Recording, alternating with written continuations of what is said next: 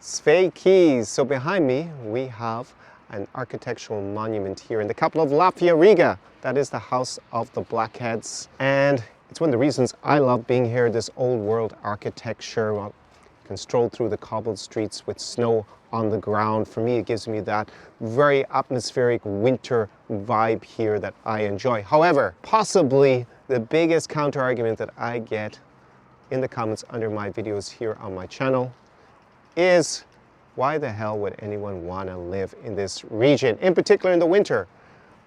It is about freezing at the moment, about 0 degrees Celsius. It's actually not that cold. It can get a lot colder in this region, and you can see the snow is melting because it's a bit milder today than it was yesterday when it was snowing. So as I help my clients who are high-level men who want to spend at least 3 months in this region, the region that I dub New Europe. So we're talking about the region roughly between Germany and Russia. So countries like here, Latvia, in the Baltic states, can also be Poland, can also be Czechia, can be Romania, Moldova, Ukraine.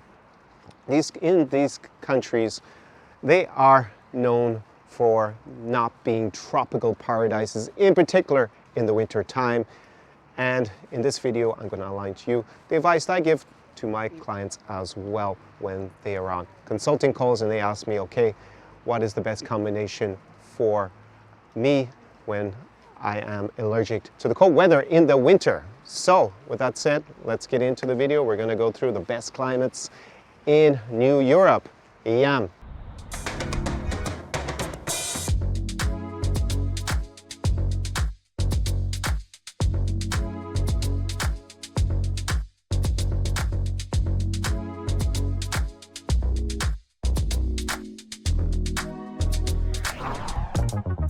Experience.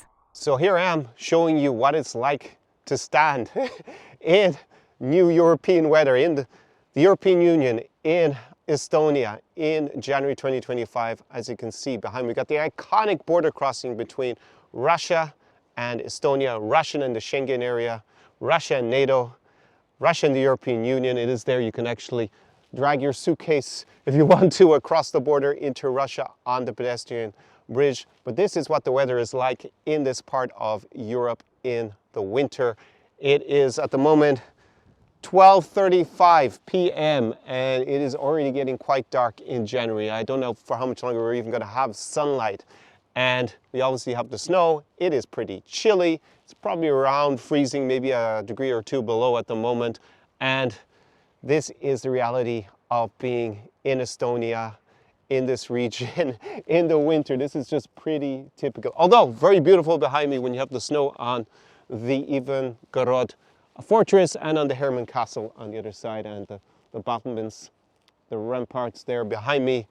Quite picturesque, but it is something that you need to be prepared for if you're going to come here in the winter time. So now that I'm inside, out of the winter cold here in Riga in Latvia, going to warm up a little bit and explain to you the climate in this region that I dub New Europe, and in particular the countries where I bring my in-person clients to, and I categorize them as being emerging Europe. So let's look at a map for Europe in terms of climate classification.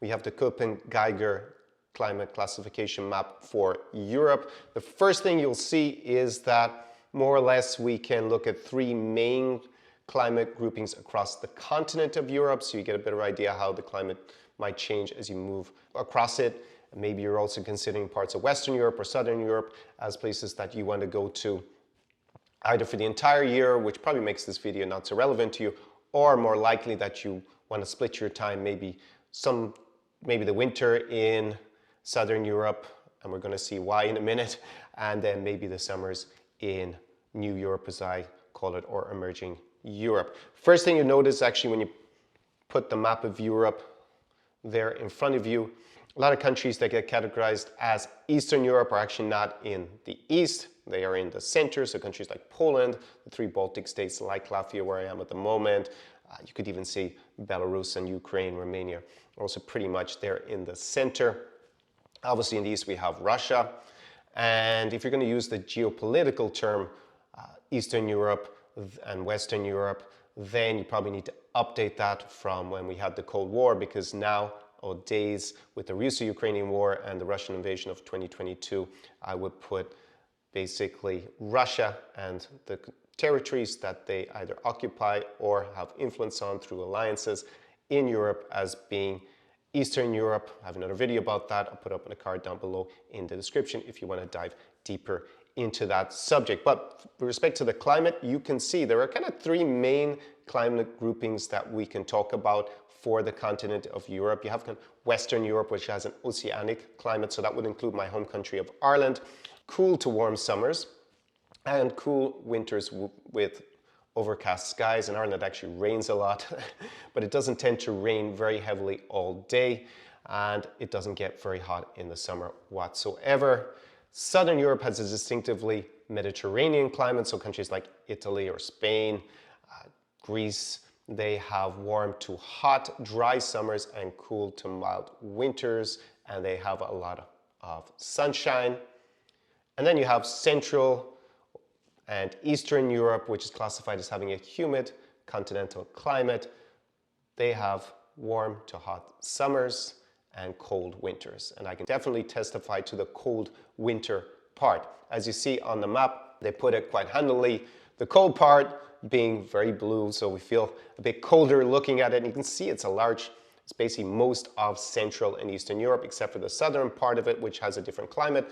And I'll go into a little bit more granular detail now about the different climates across Europe. One other thing to point out is the effect of the Gulf Stream on Europe. So in Ireland, we were always told that we actually have warm water.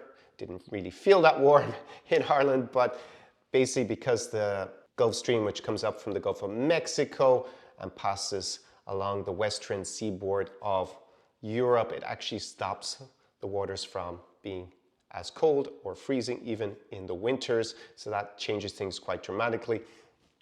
If you were here in Riga and Latvia, we do not have something like the Gulf Streams. The water is going to be way colder than it would be on the same line of latitude in, say, Ireland or Scotland.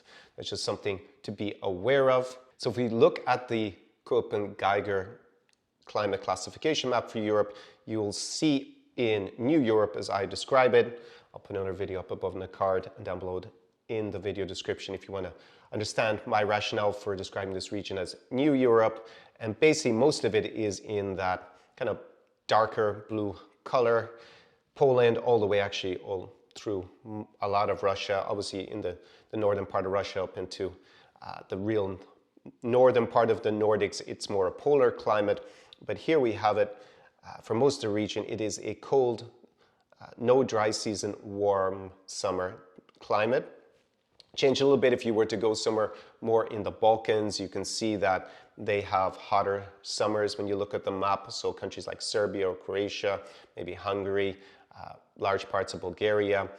And those are not countries that I personally deal with very much. I normally bring my clients to countries that I put together under the label Emerging Europe. Also to do with economic development and the quality of life in those countries. So countries like Poland, the 3 Baltic states, you could put Romania, Moldova, and Ukraine, in spite of the Russo-Ukrainian war, which obviously changed things at the moment. Basically, they are pretty consistent in terms of climate. Just the southern part of it, you can see parts of southern Ukraine, most of Moldova, southern Romania, they actually have cold, no dry season, and hot summer. So the temperatures are going to be a lot higher in the summer. I can testify that I, again, was in Chisinau, the capital of Moldova, last summer quite a bit, and it was extremely hot. It was over 40 degrees Celsius for about a week there, so super hot because they're not on the seaside there. And actually, if you go further south to the city that I am referencing with my t-shirt, Odessa Mama in Ukraine, they have an arid steppe cold climate, and there it is a bit different. Actually, you can see it similarly going through Mykolaiv into Kherson, probably goes into Zaporizhzhia Oblast there and down into Crimea, and you can see that it has this arid steppe cold climate. So definitely a bit different to the rest of the region. That extends into the coastline on the Black Sea in Romania. So I've been down to Mamaia in previous videos. It's been a few years at this point to go to music festivals. Constanța is the main city on the Black Sea. It's a big port in Romania. Similar climate there as well, as we see. And that contrasts, obviously, if you're going to go to a place like Spain, where they have arid desert, hot in certain parts of the south, but most of it is, looking at the classification, it's going to be arid steppe and either hot or cold. So there you can see that it's actually not that different, a lot of Spain, to say southern Ukraine, but the most of this region is a lot colder. So you might want to consider, if you don't like the cold in winter, maybe spending your time in somewhere like Spain in Europe. Of course, you can go to another continent, like go to Southeast Asia or go to Latin America or maybe parts of Africa during the winter here in Europe, and then you can enjoy the sunshine if you are adverse to the cold weather. Personally, I don't mind it so much, so I actually tend to spend most of the winter here in the region, although I would suggest taking a month off and going somewhere warm. Personally, I love Brazil. Go to Brazil during Carnival for a month. Amazing. It'll get you out of any winter depression. So next, I'd like to break down the winters in this region versus the summers in this region. So temperatures, just reference like the seasonal depression that people get. A lot of parts of, say, Northern Europe in general, that is known as seasonal affective disorder. And basically there is a lack of sunlight. And again, having spent a couple of months between Latvia and Estonia, I hardly saw the sun at all. In fact, I've also spent parts of winters in Warsaw in Poland, also Minsk, the capital of Belarus, in the past. And there also I rarely saw the sun. That is very different to when I'm back in Odessa, because in Odessa there is quite a lot of sunshine even in the winter. It is definitely very different in terms of climate. So to illustrate the difference in the amount of sunshine that you might get, or daylight at least, I'm going to look at the winter solstice day that just passed. So that was on December 21st, obviously in 2024. And in Odessa, the sun rose at 7:37 in the morning and set at 4:12 or 16:12 in the afternoon. However, in Tallinn, where I was on the winter solstice, the sun rose at 9:17 and set already by 15:20. So there you see there's a good few hours difference in the amount of sunlight that you get if you're further north in Europe versus being further south in this region. However, the opposite is true during the summer. So let's look at the summer solstice, looking ahead to June 21st, 2025. The sun will rise in Odessa at 5:04 in the morning, pretty early. And it will set at 20:53, so 8:53 p.m. However, in Tallinn, the sun will already rise at 4:02 in the morning, and it will set at 22:42. So actually, there isn't that many hours of darkness in the summer in a place like Tallinn, which is going to make the summers absolutely fantastic if you're going there to socialize and enjoy yourself. It will be top. The opposite is true during the winter. You will not see very much sunshine whatsoever. The temperatures as well, they are quite different. There's probably about an average, looking at the stats, a 5-degree difference between Odessa being 5 degrees warmer on average during the summer than Tallinn in Estonia. So it is going to be hotter during the summer in a place on the Black Sea, whether you happen to be in Romania or you're in Ukraine, versus being on the seaside in the Baltic Sea. So that can be somewhere like here in Riga, Tallinn, maybe on the other side of it in Sweden or in Finland. And yeah, the temperatures are not really going to be that hot. They will be warm, but they will not be so hot. So you gotta also factor that in, that the temperatures are a lot warmer as you go south in Europe. I think most people find that pretty logical. It'd be the same if you went to Spain or to Greece. It's going to be a lot warmer than when you're in Ireland or in the north of France on average. So other than it being really depressing for a lot of people not having much sunlight here in, say, 3 Baltic states, there are some pluses. It can be very atmospheric. You have the snow. You have a very much a winter atmosphere, if that's what you're looking for. Personally, I enjoy it. As I said, I understand that that's not for everybody. It's about creating your own bespoke lifestyle, what's going to suit you the best. And you can, of course, go enjoy the Christmas markets in the region. They're also pretty good in parts of Ukraine and Moldova and Romania as well. However, they are definitely colder and more wintry and more atmospheric, in my opinion, when you get into the places that are really, really cold. And you can be outside and there's snow everywhere at those Christmas markets. Obviously, they run from, kind of December, January kind of period, depending where you are on the continent, in the region. And obviously, you're going to need very different clothing if you are in the 3 Baltic states over the winter, as opposed to being further south. It is going to be colder, and you're going to need to put on earlier those winter clothes, so winter parkas and gloves, and wrap up warm. Although I have to say it's pretty much cold in the winter everywhere, you probably would need those clothes at some point. In the summer, again, the temperatures are going to be warmer in the south. So as I said, I was in Chisinau during the summer, 4 degrees Celsius, and it's perfectly fine to be relaxing with a delicious glass of Moldovan white wine, like a Fiasca Alba grape at one of their amazing vineyards during the summer. But outside, it is going to be super, super hot. But in general, it is either warm in places like the 3 Baltic states, or it is just hot if you're on the Black Sea. So you have that divergence, I would say, in the countries that I deal with in general. It's either going to be warm or it's going to be hot.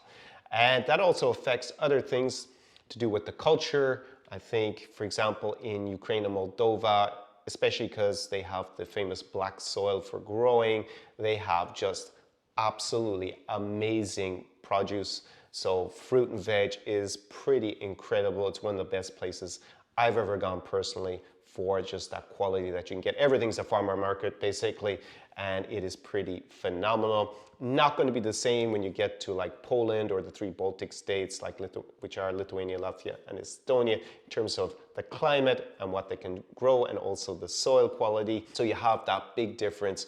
For me personally, I love natural, healthy food, and that you get a greater abundance if you're in a place like Moldova or Ukraine. So how would I sum up whether you should be here in the summer or winter?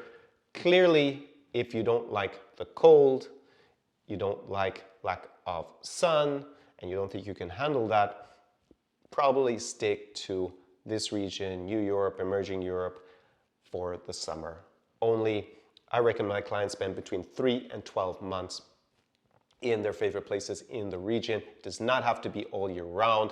I perfectly understand if you want to be like a migratory bird during the winter and go further south and somewhere where the weather and the climate is going to be better for you. That could be very far south. It could be Latin America, Africa, or Southeast Asia. Those are the 3 most popular destinations that are further away. It could also be the Middle East. Somewhere like Dubai during the winter months is particularly attractive in terms of climate. Definitely not the same in the summer, because there it gets super, super hot, unbearably hot in my opinion.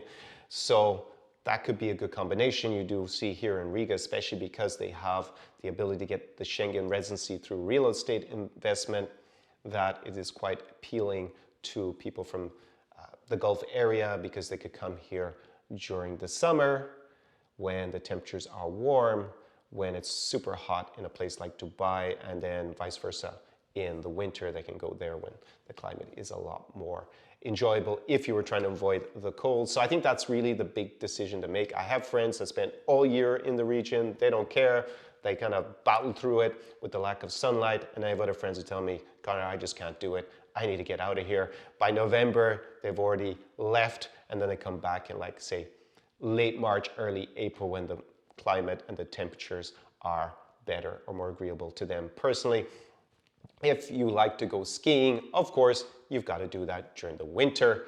And there are a few options in terms of skiing in the region. You've got, obviously in Ukraine, you've got Bukovel, with the caveat that we've got the Russo-Ukrainian war on at the moment when I'm filming this video. However, the ski slopes are open during the winter there. You have Poiana Brasov in Transylvania, in Romania, another place that is pretty attractive in the region to go skiing. You got Zakopane in Poland, which is their most famous ski resort. Here in Latvia, there are some small ski slopes, but I don't recommend going there as an experience for skiing. If you happen to be in Riga and you want to go and ski for an afternoon, I guess you could go down there. However, they would be the main ski resorts. Also, Bulgaria is very well known for skiing in the region. You got Bansko there, which is quite a famous resort. I remember back in the day, they were pitching their chalets for investment from the United Kingdom and Ireland. It was probably about 20 years ago. Many of my friends invested in them. However, they told me they only went skiing once or twice there. They preferred to go skiing, say, in the Alps or the Dolomites. Those are probably in Europe the most famous places to go skiing and have the best slopes and best infrastructure. However, I've been skiing personally in Ukraine before the 2022 invasion, and Bukovel, it's pretty good. The mountains are not quite as high as you're going to find in the Alps, so it doesn't feel as fresh up there, and you don't have as long and as dramatic skiing terrain as you're going to find in parts of Austria, Italy, France, Switzerland, or Germany. Those are the places that I've skied in. So I wouldn't say it's the main place to ski in Europe, but it is also an option. And another place to go skiing where I go with my clients is Almaty in Kazakhstan. Yes, that is Central Asia. However, parts of Kazakhstan are also in Europe. So as you could see from that climate map, just a small part of Kazakhstan is there. However, I go there with my clients quite a bit. Culturally, it is also influenced by Europe. About 15% of the population of a city like Almaty is going to be of European heritage, and they have Shimbulak, which is their main ski resort, and that is really close, less than an hour from the city of Almaty. It's a city of between 2 and 3 million, really amazing place that I love to go to. So that is also an option to go skiing in the region if, for example, you are not in the Alps. One of my clients actually is going to come with me next month. He has a ski chalet in Switzerland, and that's where he goes. That is a pretty solid overview of the climate in this region, and probably the main difference, which is basically you can have warm summers with more sunshine up here in the Baltic Sea, or you can have higher temperatures, hotter summers, but less sunlight when you go down to the Black Sea. So I'm back outside here. It's the next day, and as you can see, a lot of the snow has melted behind me, but you can see a little bit of that Christmas, New Year's Eve spirit with the tree. Also got some, it's actually in German, this Christmas music beside me that some tourists are playing, but hey, this is the upside to it being cold and having snow, that you get this atmospheric Christmas, New Year's spirit in droves here in New Europe. That wouldn't be the same, obviously, if you were sitting on the beach in 35 degrees heat somewhere in the Caribbean, or maybe further south in Latin America, or over in Southeast Asia. To each their own. So if you are interested in coming to this region, I have the first little present for you. It is an abridged guide to the hotspots for socializing, whether it's cafes, restaurants, bars, clubs, all that good stuff. I have an abridged version down in the description to this video. You can go and get that for free. It's Connor's Hotspots for some of the cities in this region. So if you are planning a trip out here at some point, maybe it's going to be when it is summertime and the weather is a little bit warmer, then go get that right now. It's down below and completely free. Second thing I want to draw to your attention is several playlists that I put together. The first one is a series of city vlogs, and this is going to be really valuable if you are new to my content here on the channel in particular, because there I give you a little bit of the flavor, the spirit of coming on my week-long in-person experience. I've rebranded that as New Europe Experience. I'm going to put that playlist up above in a card, also down below in the description to this video. There you will get a little bit more of a sample of what to expect if you come here with me in person. There's also an application form to that experience down below in the video description, because it is not open to everybody who just wants to come along.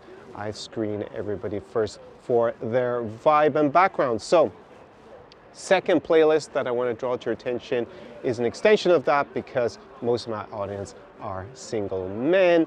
And the second playlist up above in a card is like a series of tutorials for dating the uber beautiful, sophisticated and educated women of this region.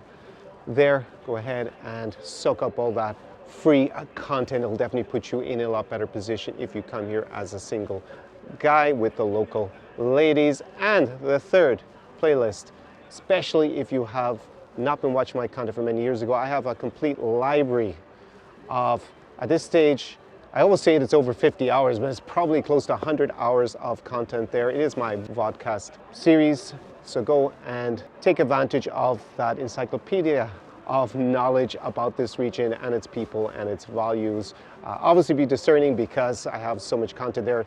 Just try to sit down and watch, you'd probably be days sitting in front of the screen. So scroll through the vodcast episodes, pick out the ones that appeal to you the most with their titles, and enjoy getting a lot more background information in a long form format as opposed to the shorter videos that I do on YouTube, although this video is probably not that short at the end of the day. So I am going to go, I'm not going to join those lads over there, even though they look pretty friendly. I'm going to go and enjoy the Old Town atmosphere further into the historic center of Riga. And actually I'm going to go past that into my favorite area of the city, and in the future I will be making more vlogs to add to that first playlist, in particular here in Riga in Latvia, because it is at the moment the most popular destination location for my in-person clients to come to live the New Europe experience. I'm super pumped and excited to be bringing many clients this summer 2025 to this region, New Europe, and my picks, the select countries that I pick out for my in-person clients, which I consider to be the best cities in this region. So not just here in Riga and Latvia, but also a little bit further north in Tallinn in Estonia. Further to the south, we've got Vilnius and even Kaunas in Lithuania, Warsaw in Poland. I'm actually also going to be bringing clients to Gdansk, which is also on the Baltic Sea in the north of Poland. And when the weather gets warmer, I always love to be down in Chisinau in Moldova, very close to Odessa, Mama in Ukraine. Regardless with the Russo-Ukrainian war, that does not look likely that I'll be bringing many clients to Ukraine for the foreseeable future. However, every cloud is a silver lining. I've been over in Kazakhstan in both Almaty and Astana, and I will also be returning there in 2025 with a select group of in-person clients who will definitely revel in the New Europe experience. So I'm going to close it out there for today's video. Hope you got chilly and warm feeling from this video, both of them together. Summertime is going to be very pleasant if you are looking for the sunshine, and if you want this kind of atmosphere with the tree, the old world architecture in the historic centers, Christmas markets, all that good stuff, you also get that here in the winter time. So take care, and as always, see you in the next one. Ciao, ciao from Riga, Latvia.